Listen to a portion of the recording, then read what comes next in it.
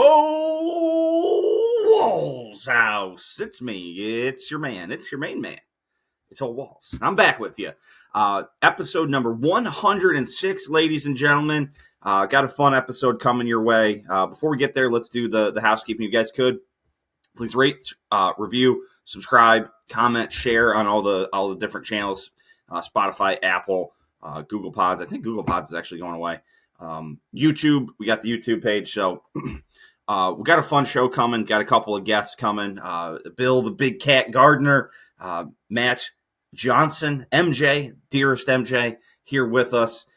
So they're going to stop in, talk the fallout of the Packers and the Cowboys, talking some hockey, talking some other things, college basketball, passing thoughts, all the good stuff here this week. So before I do that, Liquid IV. If you're looking for Liquid IV, I love Liquid IV. I like that it comes in that nice, convenient little packaging.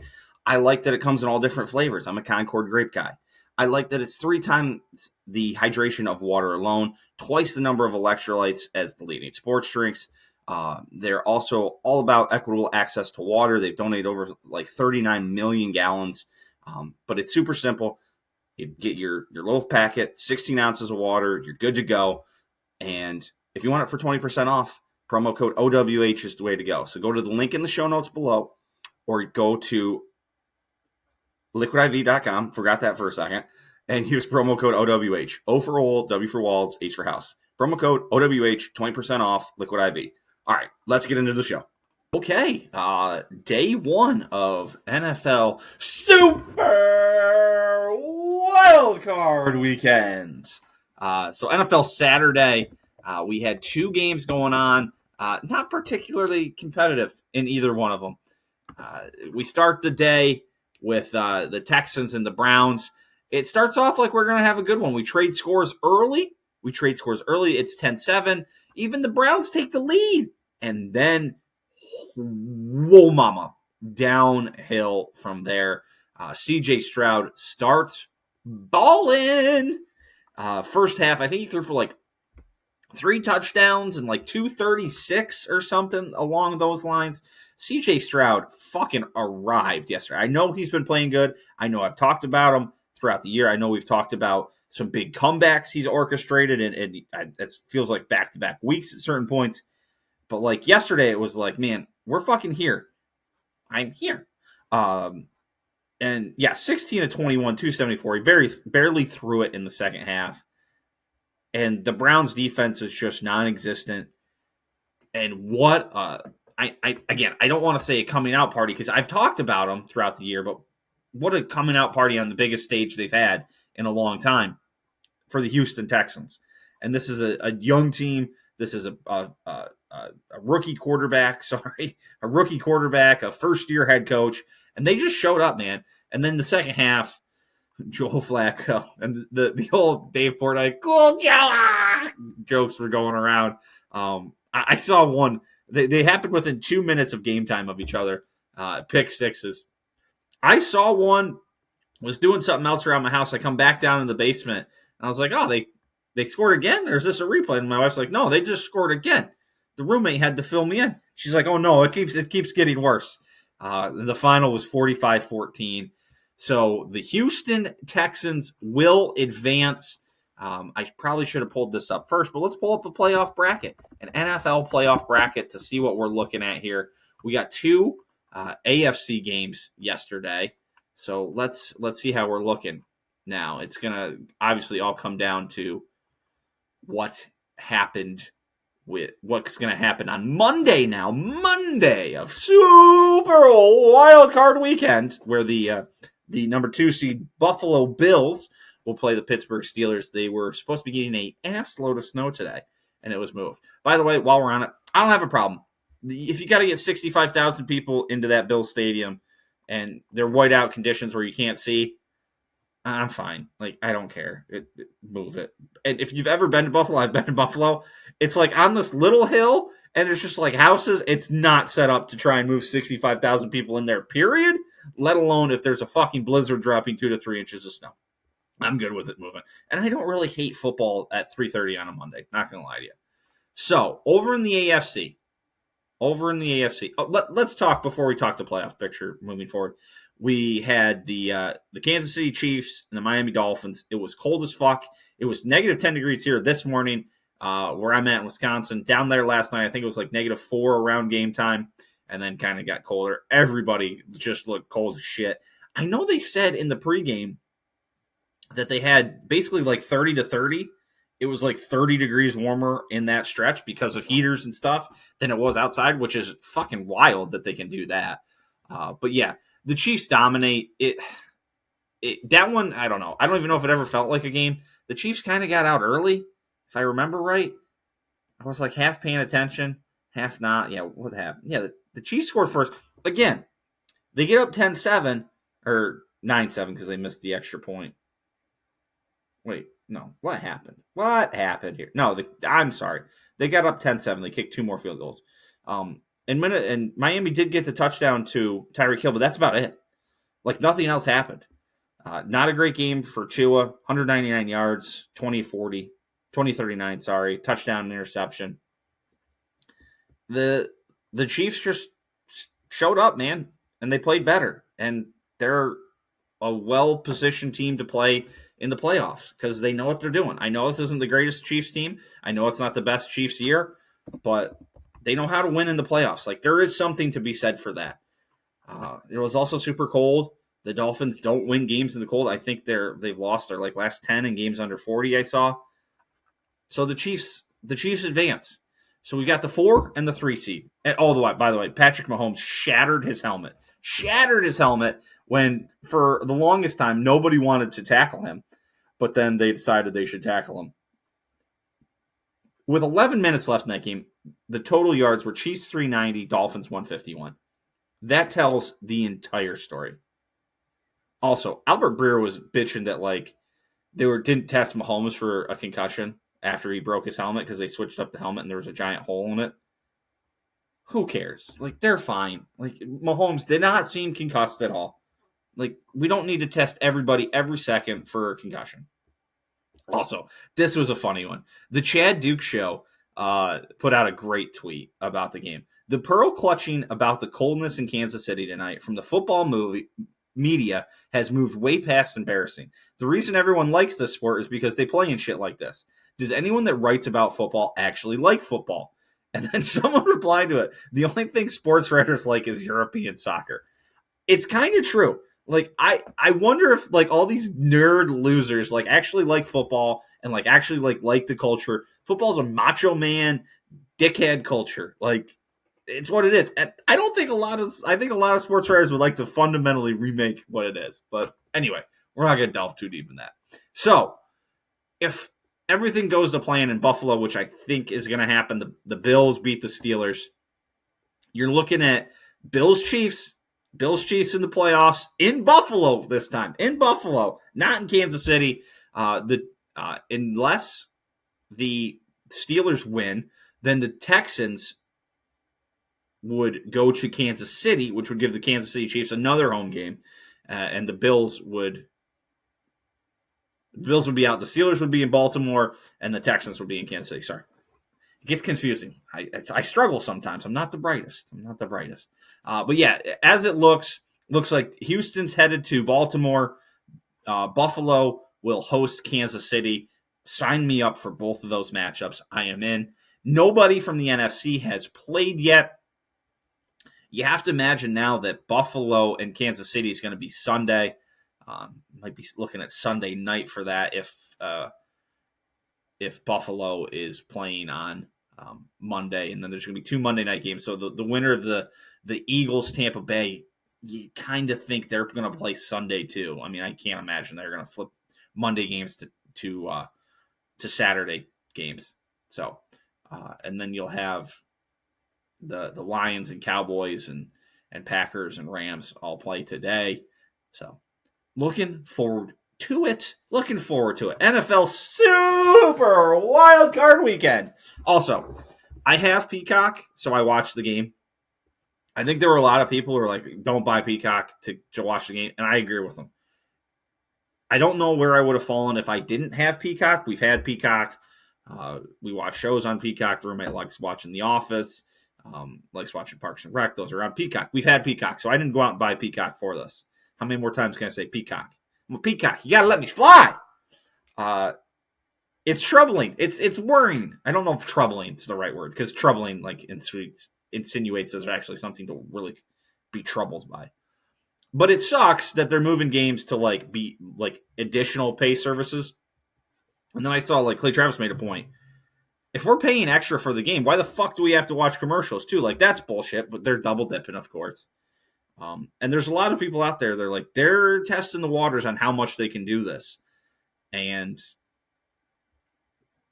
if we can get to like a pay-per-view model for the playoff games or the Super Bowl. So that sucks if that's the way it's going.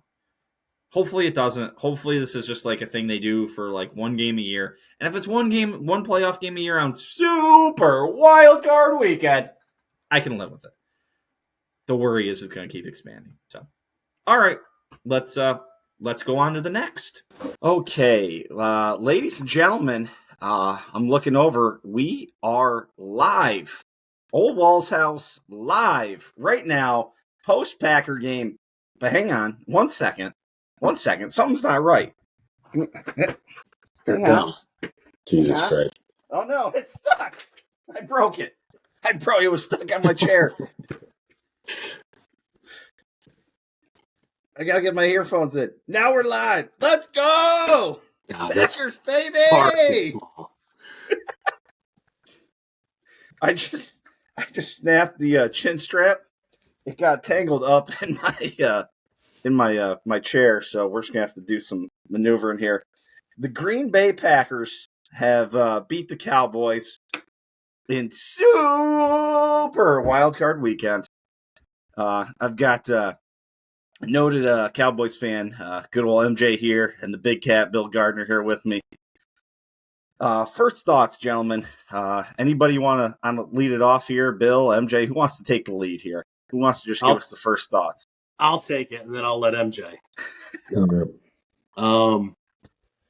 Went into this weekend already making it to the playoffs, was considering that a win for this team. Didn't expect them to do anything tonight. I think I told both of you guys, I figured Dallas would get up by 2 scores early, and then it would kind of just be like that the rest of the way. Just because this team, the Green Bay team's so young. They've struggled a lot this year, but I mean, they're hot right now. It's when it comes to the playoffs, that's kind of the way it falls sometimes. I hate everything. I'm gonna fix my camera here. Yeah, I hate it. I hate it all. I don't even really know what to say. I'm gonna put it back because you guys are crooked now. I don't think I changed anything since he made you crooked. No, it didn't. I don't know. I don't even know why I'm here. I don't know why I accepted this invite last week, knowing that this was the possibility. It's just disappointed. Yeah, I mean, I know you guys are longtime sports fans, and it's like you want to like die and crawl in a hole and cry, but you just have to like make fun of yourself just so you don't go into a deep depression, basically. So that's kind of been my last like hour of my life is just like trying to make jokes, find something funny. It's just bad, man. Like I don't know. I don't know.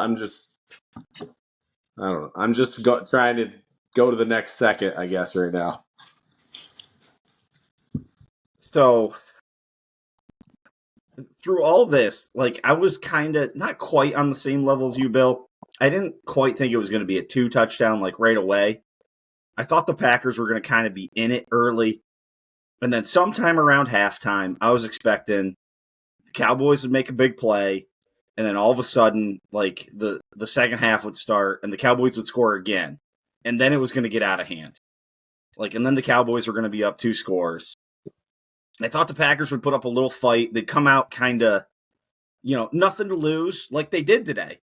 And then all of a sudden, the talent and everything else would show up and the Cowboys would start going away with it. But there was something wrong in Dallas. Like they were not right. Like Prescott couldn't find CeeDee Lamb. Dak looked terrible.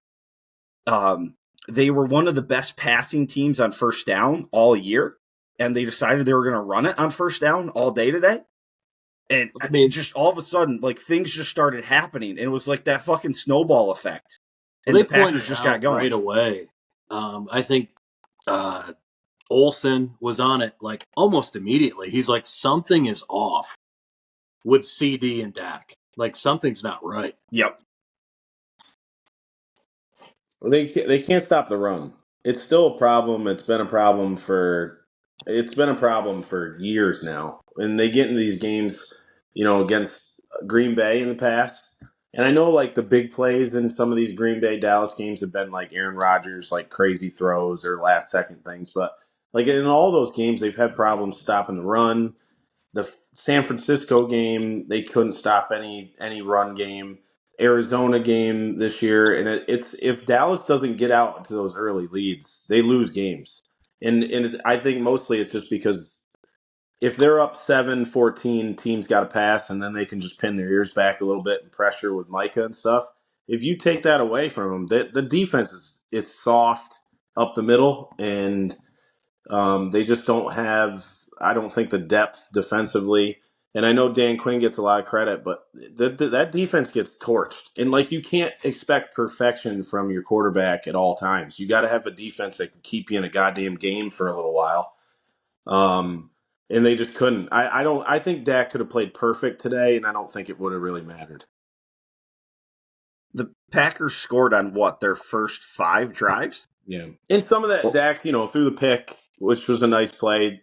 Alexander did, and I know he had the pick six and everything, but man, oh man, it was just you could tell like the defense didn't get a stop. I didn't watch the whole game because I had to turn it off sometimes for my own sanity. But like, how many stops did they really get? not many. Not Yeah, many. The Packers scored on like most of the times they needed to. Aaron Jones was a man possessed running the ball after it was like the first like 5 or 6 plays. The Cowboys were really good against the run, and then after that, Aaron Jones kind of had his way. And Jordan Love played a fucking fantastic football game. I know Bill and I, at the start of the year, we were super down on Jordan Love. About halfway through the year, I was super down on Jordan Love. And I'm sitting here today, I'm eating crow. The dude has been balling his ass off. He played a great game today. He's been playing fantastic throughout the playoffs. And I don't know what else to say about him other than we went into the start of the year like questioning why they gave him the 1 year extension for next year, and now I'm thinking to myself like there's almost no doubt that they're gonna put a big extension in front of him at the end of this offseason. Like he's been incredible lately, and he made in the first half like 4 or 5 great plays that either kept drives going or scored a touchdown. I'm thinking of I don't remember what the score was at the time, but they had just gotten backed up on the holding call down at the goal line, and he threaded one down to like the 2 to Dobbs that turned like what could have been a really bad situation for him into an easy scoring chance on second down, and then Jones punched it in. So I mean, the Packers showed up, and sometimes that's just how the playoffs work, right? Like one team is hot, and another team struggles, and all of a sudden, like that snowball effect happens, and shit just starts going in the right way for one team and the wrong way for another. And I feel like that's exactly what happened today. Yeah, Green Bay just, like I said before, they've just been hitting it at the right point, and Love is playing his best football of the year at the perfect time. Because like we said, there were some real flashes during the season, but there were a lot of down points in the season where I know I fucking piled on him, like saying he was trash and shit. But like, I feel like as a Packers fan, you look at it through such like a critical eye. You're used to seeing Favre and Rodgers, so when you watch him play, like if he makes a mistake, you're like, Jesus Christ, this guy sucks. Like Rodgers would have made that play, and like you have to kind of dial that back because you can't put people on that level. But like when you watch Love play, you can see the 3 years behind Rodgers is very much like in his style of play.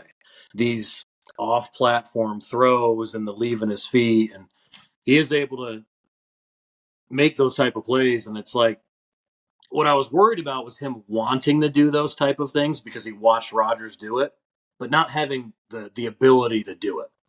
I mean, he's kind of showing that he can. So like, I've been wrong on that. He's playing way better than I thought he would. Yeah, I don't think there's maybe anything that, like, as a Packers fan, like, in the times in the last, I don't know, 10 years or so when you and I have been, like, really communicating about the Packers, that we've been more wrong on than Jordan Love. Yeah. And we were very right for the first, like, 8 weeks of the season. And then something happened. I don't know what it was. And I'm trying not to get too ahead of myself. I was going to also, we're too, going to San Francisco next week, and this could get very ugly. There's been a lot fast. of guys. There's been a lot of guys in the NFL who've had a good year, and then they're never heard from again. So I'm very like, this has been great, but at the same time, like, I said this before, at some point he's going to come back down to earth because he's been playing incredible. I mean, if he keeps this up, he's a Hall of Fame quarter. The level of play he's at right now, if he keeps that up, he's Hall of Fame. So at some point he's going to come back to earth, and you just hope that it's not so far back that he isn't good. You know, just to maintain at least a level of this would be great. Yeah, it's the whole thing that, like, nobody, unless you're like the Patrick Mahomes, the Aaron Rodgers, the Tom Brady's, like, nobody does this forever. And like you said, there's guys who have had, like, Tua had a great first half of the year and was slinging it all over. Like, he's come way back to earth. Like, you just hope that, like, when they come back down, it's just not they come way down. Yeah. And, you know, MJ probably, I mean, you feel the same thing with Dak probably. Like, he has super highs, and then, you know, not to pile on you here today, but, like, today was a low for Dak. Like, and it seems to happen, unfortunately for you, for Dak in the playoffs and the Cowboys in general. I know you sent a text right before we started that the Texans have more playoff wins since 1995 than the Cowboys. They weren't a team in 1995. Just so everyone's aware, in case you're not an NFL history guy, they came into around, like, what, 2001? Yeah, something like that. With what was David the car? Carr. David Carr. It's getting tight here, boys. Yeah, it's I mean, getting really tight. It's an incredible thing, and, like, I don't want to take anything. Green Bay was much better prepared for this game, and, like, I just, my biggest thing with the Cowboys is I think they have so much talent and everything, but they have these games, and they have these games where they don't. It's like they're not ready to go, and to me, like, I don't know, it just feels like you have to be ready. Like, if you have this 12-win team, you got to be ready. And I'm not saying, like, if they would have lost this game 31-28 or something, yeah, it's heartbreaking, it's awful. But at least you're competitive throughout. But to lose in the way they lose, especially this year, it's so disheartening. It's like you're either blowing teams out or you're getting blown out. There's no in between. Their closest games were, like, the first time they played the Eagles, and that's like the one I can think of that was actually close throughout. They were either blowing teams out or getting blown out, and it's just, to me, that kind of comes back to coaching, and I also think defensively they're not near as good since the Diggs injury. And I think that came and really bit them tonight. And I'm not making excuses for Dak, because Dak's there to stay. Whether Cowboy fans like it or not, he's going to be there next year and probably the year after, unless something strange happens. So you gotta try to put this thing in the right direction. Speaking of people who are going to be there next year and the year after, what do you make of all the stuff surrounding Mike McCarthy? There was kind of a feeling that coming into this year, he was maybe on the hot seat. And I think, I don't know maybe I talked about it with Jeffy last week, that it kind of felt like he was like, oh, if this is the year that I'm on the hot seat, like, I'm taking control. I'm going to call the plays. I'm going to be the guy in charge. Any feelings towards the thought that they may get rid of him this year and go somewhere else? I don't think it's gonna. I don't think there's gonna be a change like that. I do think that Dan Quinn has a chance to be gone, just because I think teams will want to hire him as a head coach. Um, I think McCarthy did a decent job this year taking over the offense. The offense I don't necessarily believe is truly the problem. I do think they need another playmaker on the outside. I think Pollard's going to probably be gone. Um, but to me, you got some really nice pieces. Dak is a winnable quarterback. You can win with him. Um, but he needs help sometimes too. I do believe, and it because he's going to have games like today, where it's just not all going to go perfectly, and you got to surround him with a team that can keep him in it for a while. And I don't know if Mike McCarthy is capable of doing that.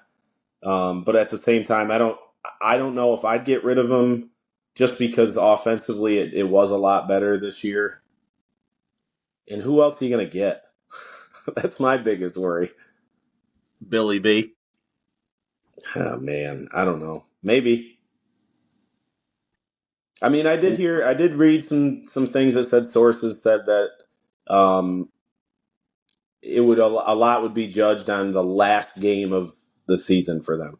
And if this is the judgment day, he is in trouble. But I don't know how true that is either. So Yeah, it's hard to tell. A lot of that's It's media, just media hype. Like, oh, if yeah, McCarthy doesn't pull it off, he's got to go. Because everyone always loves to push the thing like Jerry Jones won't wait around, like he wants it now. Like, I don't know though. I mean, exactly. Like, who else are you going to bring in? yeah, I really think the only if they're gonna make a move on McCarthy, the only guy they can go to is Belichick, right? Like, who else do you bring in that feels like I don't an think that upgrade? happens because of Jerry Jones. I did read some stuff, and again, it's all these NFL reporters, and half of their thing is hey, if they just start driving, clicks and traffic to their stuff, it's oh, Bill Belichick and Jerry Jones and Stephen Jones at NFL meetings, man, they're pretty tight. So it's hard to tell if that's for real or if it's just Yeah, some asshole trying to spin they up a little say so stuff. much stuff and they throw so much shit at the wall and see what sticks. Like yep. they're just going to say whatever, and then if eventually it becomes true, they can go back and be like, oh yeah, we said that. We're the ones that broke that, but it's because they're saying 1,000 things. Yeah, while I we're I would talking, be I would be shocked if something like that happened. I would be shocked even if Mike McCarthy was fired. I would be, but I don't know. I would also be surprised. But while we're talking coaching, I think we got to talk Matt LaFleur. This, I know it's kind of a crazy thought to say that a 9-8 season where they sneak into the playoffs is maybe his best coaching job of his career so far. But this is a team that I caught today. They said, other than Aaron Jones, nobody who is an offensive skill player had touched the ball in an NFL playoff game today. And he wins a game in Dallas with the youngest team to ever make the NFL playoffs. They were 2-5 at one point this year. Everyone had pretty much written them off. It was, I know Bill and I were exchanging texts are wins even worth it at this point? There was a point where we were talking worst case scenario was they come out of that stretch that they ended up winning 3 games against the Lions and the Chiefs. It's oh, they're going to come out of that and win 4 of the 5 last games, and all of a sudden they're going to fuck up the draft pick. And now they're heading to San Francisco, which again could be an absolute disaster. I mean, the 49ers are a good fucking football team. But all that said, Matt LaFleur maybe has put in his best year of coaching. He called an almost perfect game today. I mean, went to the well with a couple of great play action calls at the right time. The time they found Musgrave down the sideline was a perfect call. It was a little bit of a missed coverage by Dallas, but it seemed like the right call at the right time. Didn't pull any stupid shit like he has kind of been known to do, trying to do a bunch of reverses or anything like that. I mean, Bill, this has to be like his best performance as a coach this last like 10, 11 weeks, right? Yeah, I think it seems like he's finally found like where he needs to be. I know we've talked about this before, but those first few years with Rodgers, isn't LaFleur younger than Rodgers, or maybe just like a He, couple years older? Like I they're think, like a close year in or two age. older. So Yep, super close. I mean, those first few years, you could see there was not that they were butting heads, but you could see there were times that Rodgers overruled LaFleur, Mm-hmm. which is going to, when you've got an 18-year vet, future Hall of Famer quarterback, it's going to happen. So I think we've talked about this before in the sense that this is the first year that LaFleur's really been able to run his own offense. So this is who LaFleur is. This is what he wants to do. And he Yeah. couldn't do that the first few years because Rodgers would check out of stuff. Rodgers would make audibles. Like Rodgers kind of did his own thing. Like he played within LaFleur's system, but did what he wanted to, basically. So I think this is the first year you've seen LaFleur really kind of take the reins and run his own offense the way it should be run. I think a lot of that has to do with Jordan Love's success. He's playing in a system he's been in for 3 years. And he's running it the way it's meant to be run. I mean, tonight was, you could call it like a master class. The way he was setting up the play action, the run, the pass, the balance, it was great. I mean, if this game was what like decided kind of McCarthy's future, like he got out coached tonight.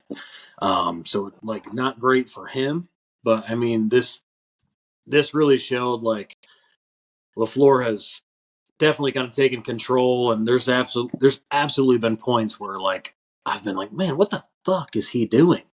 Like, and you don't agree with what he's doing, and it just doesn't make sense. But at the end of the day, they're a playoff win team, so it's been real impressive from him this year, especially with what he's working with. Like we Yeah. said, the NFL loves to harp. The announcers love to harp on the fact that it's the youngest. These guys are all first and second year guys, but it's working. And those guys make a lot of mistakes. Young guys make a ton of mistakes, and we've seen a lot of them. They've made a ton of mistakes this year, and they made some mistakes tonight. Even that, like, even though they were up, you and I were worried. We're like, Jesus Christ, they're going to let them Yeah. back in this game because they keep doing this and that. But yeah, man, he's done a great job. I know we've talked in the past about like, Jesus Christ, is he the right guy? But I don't know. You keep doing this, and then you can't argue it anymore. Like he's the dude. He's almost like the same thing with Jordan Love. Like, is he going to be the guy? Is he not going to be the guy? He shows flashes. I mean, they're both just clicking right now, so it's hard to argue anything against them. Yeah, and that's the kind of the big thing to like you have to take a big step back at this moment. It's like, yeah, we're all excited. We just got a big playoff win. We're probably going to San Francisco and gonna get fucking run out of the building. Slaughter. But like you do have to consider this year a success. Like nobody with any brains really thought that this was gonna happen. Somebody may have like I know like Dan Orlovsky was like, oh, the Packers are gonna win the division, and you and I were like, what the fuck is he talking about? Like, that's ludicrous. But at the same time, you do have to sit back and be like, this is a successful season that not a lot of people saw coming. That was, a season that they could have punted on like early. They could have like made some trades that, you and I kind of talked about. Like maybe they should trade Jones was like a very big topic that you and I were like batting back and forth, and they didn't, and they kept going, and they figured out a way to do it. So I think LaFleur has locked himself in for, obviously next year, but probably even the year after that, unless next year's a total debacle. But it's really shown a lot about their ability to grow and understand like the team they have in front of them, and that a lot of these guys are coming back. There's going to be a bunch of cap space available next year. I know a bunch of that is probably going to end up going to Jordan Love. I would imagine they extend him in some sort of serious way in the offseason. But it's hard to sit back at the end of this year, and I was thinking this even if they were going to lose this week, that like it's hard to sit back and be like, oh, this was a failure of a year. Like this was a big step in the right direction. So, I mean, I don't even know where I was going with all that, but Well, there's something that can be said for. I know you and I get frustrated because Green Bay is a conservative franchise. Traditionally, they've always been very conservative. They don't make big splashy moves. But there's something to be said about the fact that they give their quarterbacks time to develop. They stick with coaches even when, things are shaky. In that kind of stability, I guess, and I guess I've never really thought about it in the way I have, because, you and I were like, we wanted a Super Bowl every year with Rodgers. It was like, get rid of McCarthy, get a coach in here that'll win us a Super Bowl, get a big time make the free move, agent. like we trade wanted somebody. all those big splashy moves to win a Super Bowl, but even though there's only been a couple Super Bowls, there's continued success every year. They're never bottom of the barrel. And I think, there's something to be said there with the amount of time they give. They develop players, they give coaches a chance. They're not quick to pull the trigger and get rid of people, which sometimes we think sucks. Like fucking Joe Barry, the defensive coordinator, wanted that dude fired 4 weeks ago. The defense has played great the last few weeks. Yeah. So it's like, what? I don't know, man. They stick with people, and it seems to work out most of the time. But yeah, we bitch as much about the fact that like there's no actual owner of the Packers, obviously, and it's kind of like a run by committee thing. I know there's a general manager and a president of football operations, but like there's no Jerry Jones like the Cowboys. It's like just go get this guy. Like we're trying to win this year, and that was kind of something you and I always bitched about. Like that, there's no owner to be like, hey, we've got Rodgers for like what, maybe 2-3 more years. We've been saying that for forever. Yeah, we want to get somebody. Out. Make a trade. Go up in the draft. Pick up some stud young wide receiver, and they don't do it. And I think, like you said, we kind of have to sit back here and kind of admit, in a sense, that we were wrong. I mean, I don't think I was like wrong in the aspect that I was like, oh, I want to win with Rodgers and like we should go for it now. Like in hindsight, if they had sold out, and I'm tried to go win with Rodgers, they could have made some moves and done a little more with Rodgers, but the conservative thing hasn't. Like it's led to some hasn't success, failed, but also completely. I think it has been a problem at times. Yes, like there's definitely problems by the fact that they didn't kind of sell out and go for it with Rodgers. But like this is the flip side, that like there's a continuation of like success, that it keeps going, and that there's another team in the playoffs, and there's another young quarterback, and there's a bunch of young wide receivers. So at the same time, like I don't want to backtrack on like the things I said before, that like they should have sold out with Rodgers, because I'm never going to backtrack on that. Like no, me neither. Rodgers was a generational quarterback, and everybody knew it. So like I'm still standing by the fact that they should have sold out with Rodgers.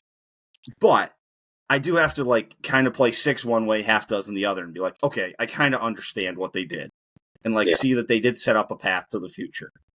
That's it. I still wish they would have fucking sold that with Rodgers, but yeah, me too. Okay. I think we hit it all, boys. I mean, is there anything else that we missed in this kind of recap? I mean, the fucking Green Bay Packers are going on in the fucking playoffs. They're moving on. MJ is distraught over there. MJ, I feel like we've shut you out for a while here. Okay. Anything you want to jump back in with? No, it's nice to hear some of my good friends being happy. That's nice. Dude. It's really nice. It's really nice. I will say, dude, I feel bad for Dak. I'm a big fan of Dak. I really like Dak, and it sucks that it was against Green Bay. But so like my family and MJ, like I grew up around Cowboys fans, so I've always rooted for the Cowboys, and I like the Cowboys. Had Green Bay not been playing Dallas tonight, I would have been cheering Dallas on, full heartedly. So it does kind of suck, because I will say I think Dallas had a much better chance of beating San Francisco than Green Bay will. Yeah. So it was a tough spot because, I'd love to see Dallas go on and do well just for MJ and my family, like everyone that likes them. And I like them too, but it sucks they got matched up against Green Bay. Green Bay's hot right now, but Green Bay's going to get their ass beat by San Francisco. And I feel like Dallas at least had a chance to beat San Fran, so it kind of fucking sucks because I feel like, yeah, it's awesome Green Bay got the win, but we're sending San Fran to the Super Bowl from the NFC. Most likely, yeah. No, and I'll just say this real quick. I know, Wally, I think you caught maybe a message there. Is that what I'm saying? Yeah, we got a All right. message. Just real quick though. It's that feeling of like, when is this ever going to end? Like it's just like, when is this 10, these 9, 10, 11, 12 win seasons ever going to like actually like end up being fun? Because it's every year it's just a first round, maybe a second round loss. And the maybes, like it's 4 playoff wins in the last 25 years, man. Like haven't it's been to rough. the NFC title game since what, 95 or 96, the year they won the Yeah. Super Bowl, right? It almost just feels like the 17, 18 weeks of the regular season is just kind of a waste. So it's always tough. And that's why I always mention to you guys like how fun it is, because yeah, the Packers are usually always competitive with like occasional down years, but at least they got to the dance a few times.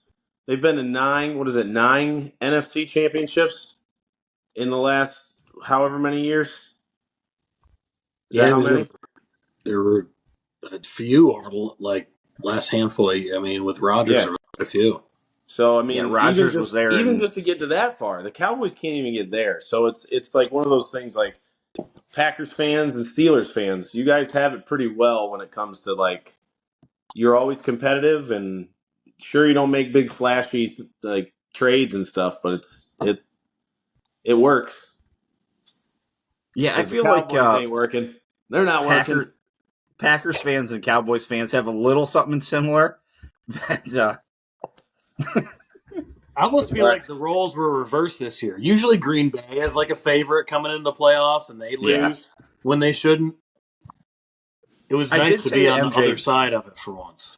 I did say to MJ that the only thing that the Packers have going for them in like the past 10, 11 years, dating back to that Super Bowl win, except for the year that they lost to the Giants, they've won all the games they're like supposed to win and have kind of lost with toss-up games, essentially the NFC title games or the years when they haven't been as great and, they've lost to the Cardinals on that Larry Fitzgerald play and shit like that. But unfortunately for the Cowboys, they've lost the games they're supposed to win. Like today, that was a game they're supposed to win. Yeah. And a longtime listener, also a contributor to the show, Ethan E. Sexton, said Dak should have stopped saying, "Yeah, here we go," when they were down 30. How do you feel about that, MJ? It's his cadence, man. I don't Keep it know. up. I love it. Yeah, I love it. I'm not ever gonna bash that, man. I say that like anytime, like I'm a teacher and I'm like in my classrooms. Here we go. Just like, I do it all the time. So I love it. I don't know. I'm a Dak guy, man. You know that. Like I'm gonna support him. Um, but whatever. They suck. They're trash. It's another wasted year. I'm tired of it. I'm gonna drink a couple more beers so I can sleep better tonight, and we'll see what happens. All right, gentlemen. Well, I really appreciate you guys coming on here. Last minute notice to go live, so I'll leave it. I'll leave you guys with some final thoughts. MJ, why don't you lead us off? Anything you want to just leave us with here today? No, I think that's the best way to put it. The Cowboys suck. I'm happy for you guys, but I also hate both of you. And yeah, just now I get ready for the draft. Yeah, Well, The man, you'll be draft guy, back. though. You love it. You're the I do draft love guy. it. You are the Yep. OWH official draft expert, so we'll have you back for that, no doubt. Yep. Thanks. Big Cat, what do you got to leave us with?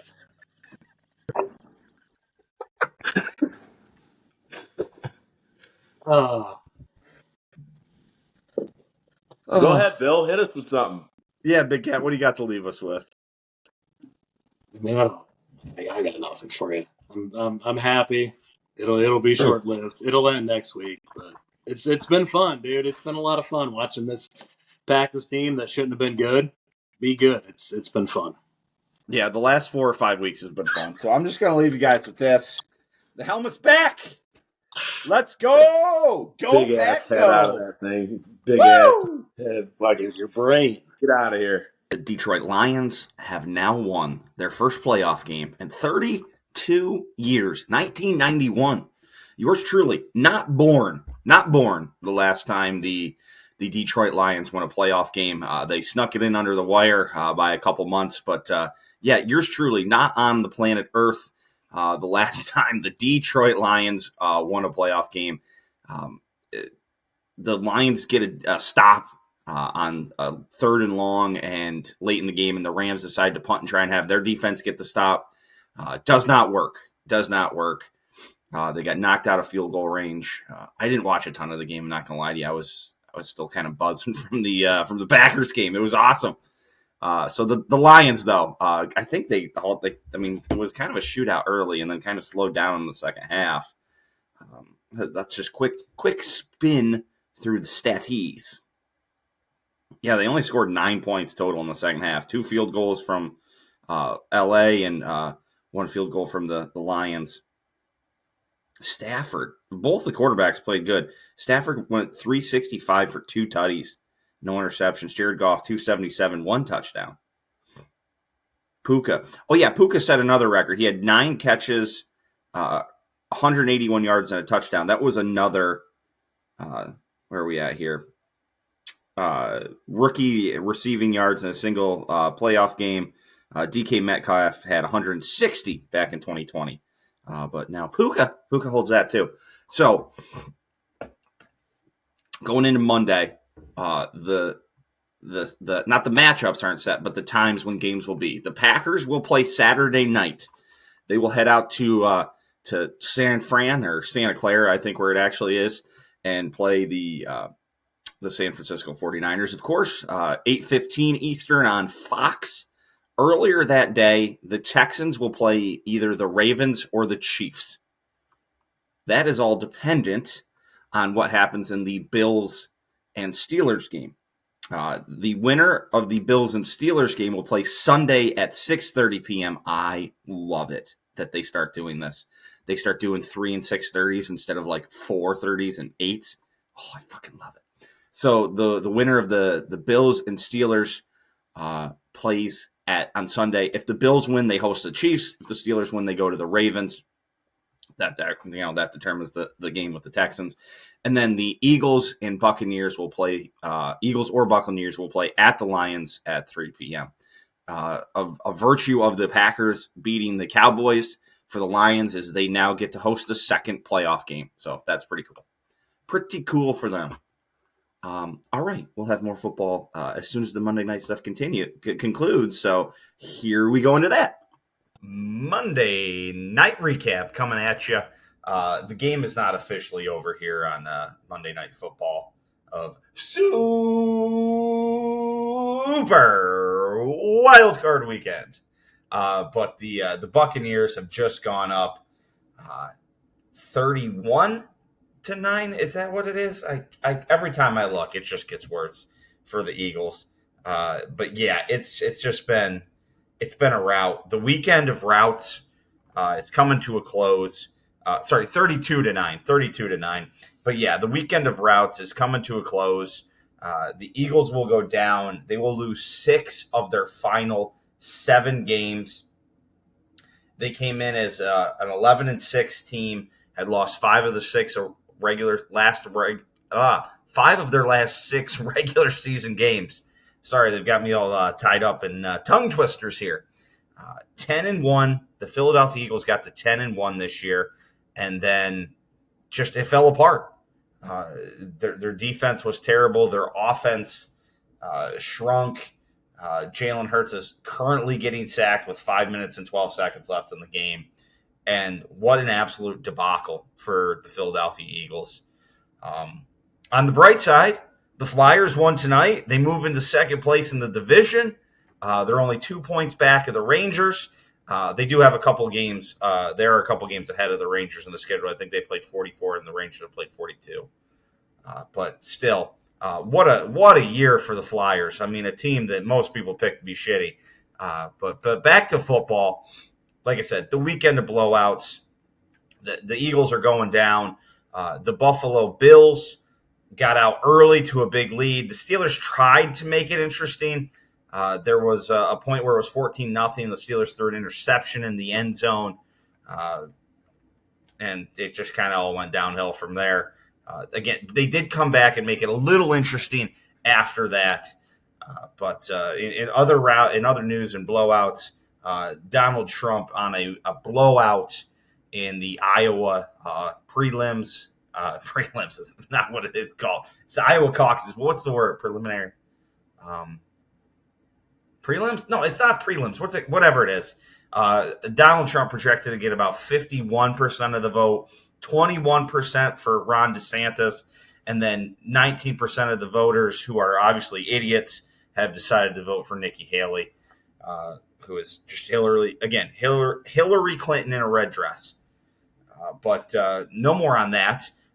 So we're set for next weekend of football. I mean, not officially, but I mean, this thing's over. There's 4 minutes left. Next week on Saturday to kick us off, the 4:30 game, the Texans, the upstart Texans, are going to head to Baltimore to face the number 1 seed Baltimore Ravens.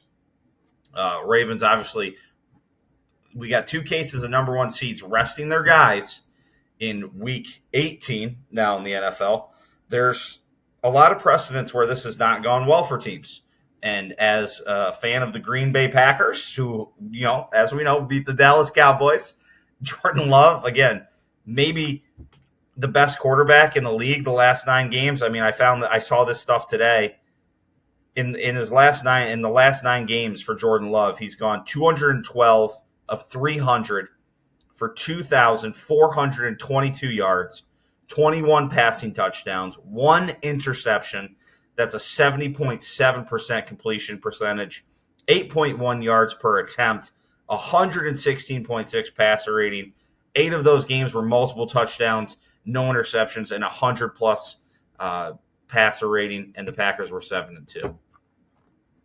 Not too shabby. Not too shabby. I hope I haven't lost connection here. It almost looks like I have. I swear to God, if I lose connection right now, I'm going to kill somebody.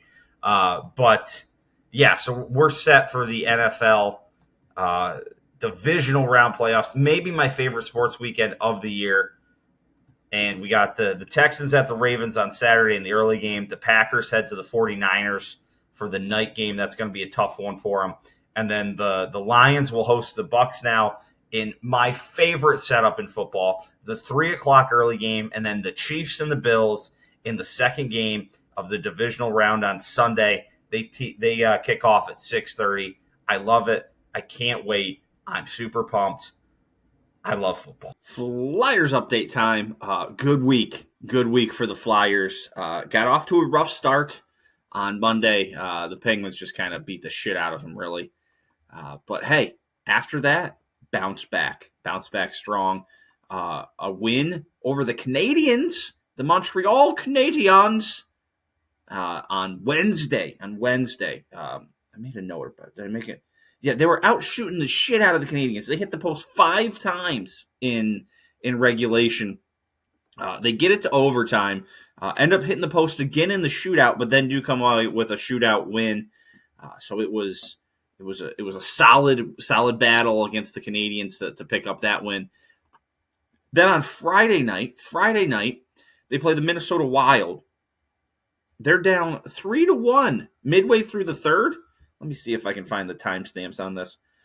End up coming back, tying it to send it to overtime, where they pick up the win there in overtime. But a real battle there because it was looking bad, man. It was looking real bad. They went down 3-1 early in the third, about 5 minutes in, give or take. Ended up tying it up, and then Joel Farabee scores in overtime. And then last night, last night, Saturday night, I'm recording on a Sunday, on a short rest. I think they were saying they didn't get to bed till like 3:00 last night. They head to the division leading Winnipeg Jets, where Cam Atkinson gets off the schneid. 26 games it had been without a goal for Mr. Atkinson. He said, let's make it a double today.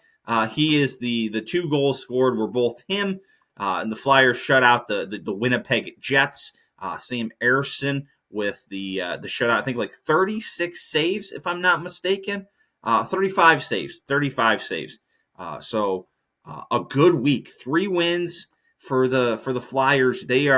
They're sitting in third in the division still. They held on to that. They got the Hurricanes did catch them a little bit. The Islanders really blew one. That was good for us, though. So last 10 games, they've picked up 12 points, 5-3-2, so 5-5 overall. But hey, still hanging in there.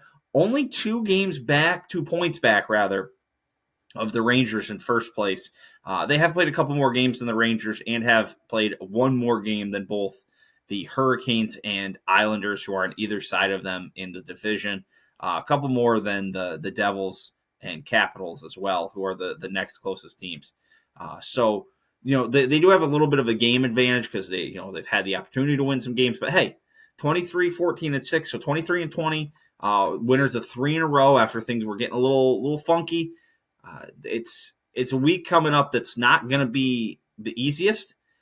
Starts with finishing up this road trip in St. Louis against the Blues. Not a bad team, 44 points from the Blues so far this year. So, in comparison, like the Flyers have 52, so not great, but not bad.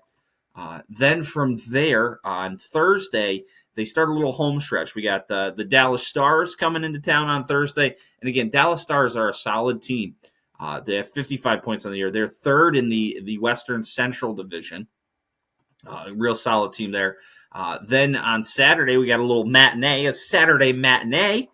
The Avalanche, who some people are calling one of the best teams in the league. I know I saw a video of the Spit and Chicklets guys. It was like the Jets, the Avalanche, the Canucks were the discussion on who's the best team out west. So I believe that's what it was. So, I mean, that's another tough game. And then they finish up Sunday against the Ottawa Senators, the dreadful Ottawa Senators. So there's a game at the end of that they need to win. It's a lot happening. The Senators only 30 points. I believe that is. Oh, sorry. The Blackhawks have 26 points and the Sharks have 23. Okay, the Senators at 30 aren't as bad as I thought. Look at this.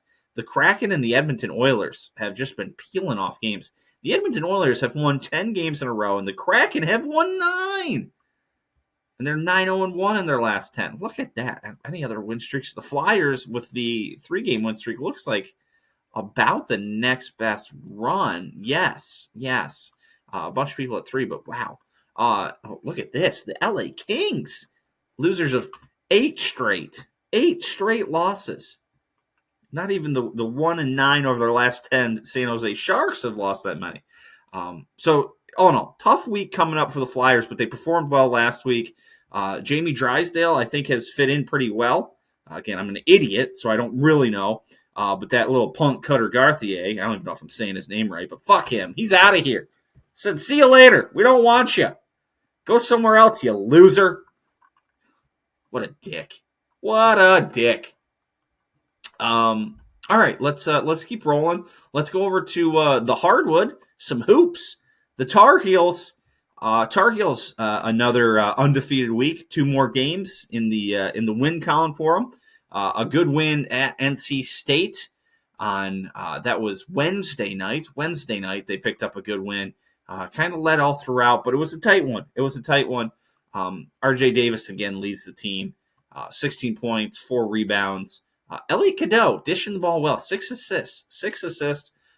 My guy, Harrison Ingram, this guy, I love this guy. 19 boards. Crazy. I think you found that now that the team's playing a little better and there's more options, you'll see Armando Bacot's not like this just unbelievable scorer. I mean, he had 9 points. I'm not trying to trash the guy. I'm just saying when you have options that you can go to where you don't have to just try and force it to him, that there are other ways to go about it. And then Saturday afternoon, it was bad news bears for the Syracuse Orange. It was a rout, 103-67, 52-30 at halftime, and it didn't get any better. Just got worse. Yeah, just ran him out of the gym, man. I mean, contributions from everywhere. I mean, if you're going to score 103 points, I mean, you get 16 from Baycott, 22 from Davis, Jalen Withers and Jalen Washington off the bench, catching some double digits, 10 and 11 each. Cormac Ryan's got 9 points in there. I mean, just spreading it around, and just the Orange were no match for the Heels, just no match at all. Now, just looking at the schedule, the Heels don't play another ranked opponent until they host Duke on February 3rd.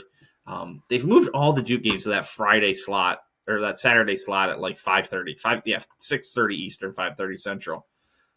But yeah, it's 5-star recruit Caleb Wilson will officially visit for UNC Duke game. Hopefully Duke can fuck off and Carolina can take care of business.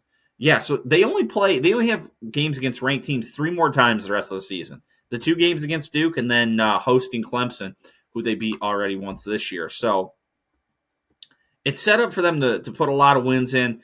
They're currently 7th in the country. I don't think the top 25 has come out just yet. I think that comes out later today. Let me see here. Click on this. Updated January 8th. It might not even come out till Monday. Kentucky. Did Kentucky end up winning or losing? The Kentucky Wildcats were in a game with Texas A&M. Texas A&M beat them. So they're probably going to jump Kentucky. I don't know what happened. Let's see. Tennessee, UConn, Kansas, Houston, and Purdue. I don't know what else happened with them if those guys played this past Saturday or not. Let me take a little look-see. Let's look around. Wisconsin was in a good one with Northwestern. Tennessee had a tough one against Georgia. They beat them. Kansas beat Oklahoma in a game I couldn't find on TV, and I was looking through some stuff as I was watching a fight this morning. I think that might have been on ESPN Plus. Arizona goes down to Washington State. Caleb Love, former Tar Heel, with a big game. 28 points, 8 rebounds, 3 assists. Houston, TCU took down Houston. So, there's some movement for Carolina to slide up. They're probably going to get by Kentucky. I don't know if Houston will fall all the way below them, but there's some room to get up in Arizona, who had started off quite hot. They seem to be on a bit of a tough stretch here. Let's find the Wildcats. Arizona, 8-4 now. 8-4. 6-4 in their last 10. They had just reeled off. They'd lost to Stanford not long ago. Man, they give up some points. They score some points too, but I mean, Florida Atlantic scored 96 against them. In a win over Cal, they scored 100 but gave up 81. They gave up 100 to Stanford. Wow, you can score some points. Wisconsin scored 73 points against them. Goodness gracious. This team's going to score, but you're going to have their chances at them too. So, all right. I think I'm good on this one. So let's keep this party rolling. Time for some passing thoughts. I don't have a ton of passing thoughts this week, so I will do something else, something new here, something I've never done before. But quick passing thought stuff. Nick Saban is retiring. Bill Belichick is out, and Pete Carroll all done. Pretty crazy. A quick stat for Bill Belichick. He had a team that was ranked first in the nation in 2008, 2009, 2010, 2011, 2012, 2013, 2014, 2015, 2016, 2017, 2018, 2019, 2020, 2021, and 2022. That's not happening again, people. Not by a long shot. I also saw that Nikki Haley is like really close to polling and almost winning. What are we doing? Nikki Haley sucks. She's the worst. She's awful. She's fucking Hillary Clinton in a red dress. Like, fucking, what are we doing, people? Nikki fucking Haley? God, awful. Awful. What else? What else? It's been cold as shit here, and we've gotten in the past week something like 18 inches of snow. I bought a snowblower about 2, maybe 3 years ago. I went through one winter after I bought my house, and it sucked shoveling. So I was like, this ain't fucking happening again. I bought the snowblower. That winter, I think I used it twice, and I didn't really even need to use it both of those times. This winter, I'm super thankful. So, yeah, that would have been 20 to 21 that I didn't have. Then 21. This is the 21 to 22 that I did have. This might be the third year I've had it, but it's coming in handy because there was a lot of snow this last week here, and it's been super, super helpful to have. I did break the pull start on it, so thankfully it has an electric start to it as well. I watched Meet the Fockers for the first time. I'd seen Meet the Parents a ton of times. I'd never seen Meet the Fockers. Dustin Hoffman is absolutely fantastic in that movie. Good movie, but Dustin Hoffman is by far the best part. Also, the roommate and I have been watching Friends. I've never watched Friends start to finish. I've seen probably every episode. There's some things I don't really remember, but one thing I've been noticing a lot, Rachel is an absolute bitch to Ross. They were on a break. All right. So I said that's really all I have for passing thoughts today. I don't have much beyond that. So what I'm going to do is I'm going to play the Daily Dozen, and we'll share the screen, and we'll just go through that. So let's do the Daily Dozen here. I always like to start up in the top left corner here. During the first Nickelodeon-hosted NFL playoff game, this Chicago Bears player became the first person to win the MVP award despite losing 21-9 during the wild card weekend. The fucking Bears made the playoffs in 2001? What?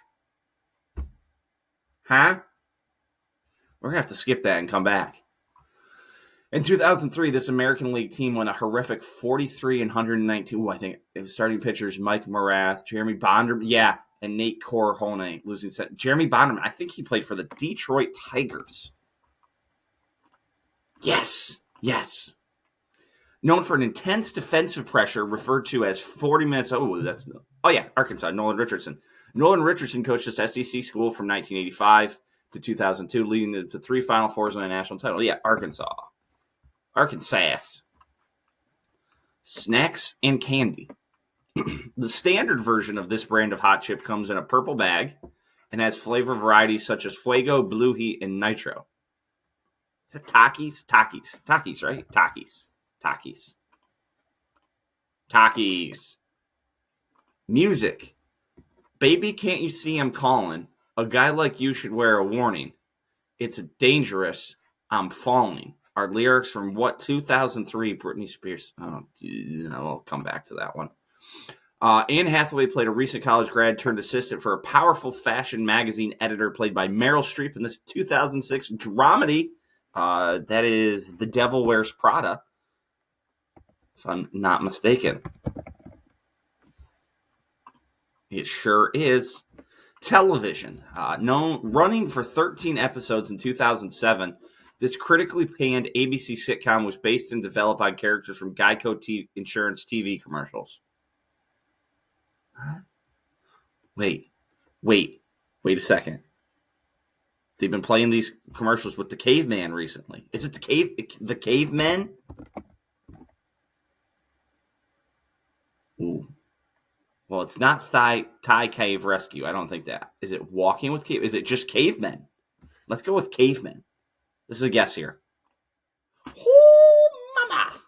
Oh, mama, I'm hot today. Among cities beginning with the letter P, Plano is the largest U.S. city in the Central Time Zone by population and resides in what state? Well, Plano's in Texas. Saying it's the largest U.S. city in the Central Time Zone that starts with P, or it's not the largest city in the Central Time Zone. That's Chicago. But Plano is in Texas. All right.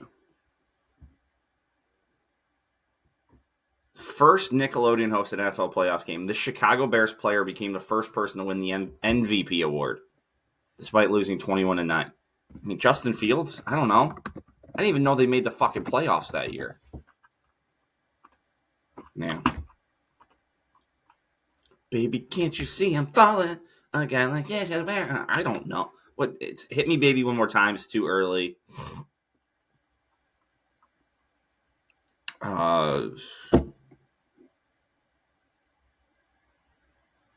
Lucky? Is it Lucky? Lucky's a Britney Spears song. Oh, we got Stop. We'll circle back. Oh, I need to zoom in. Can I zoom in? Am I able to? How do you zoom? There we go. Zoom this bitch in. Oh, that's Gosling. But who else is it? Who else is it? Ryan Gosling. This one's really great for you listeners of the pod. I'm looking at a picture. Oh, no. Oh, I can't type now. I gotta zoom out.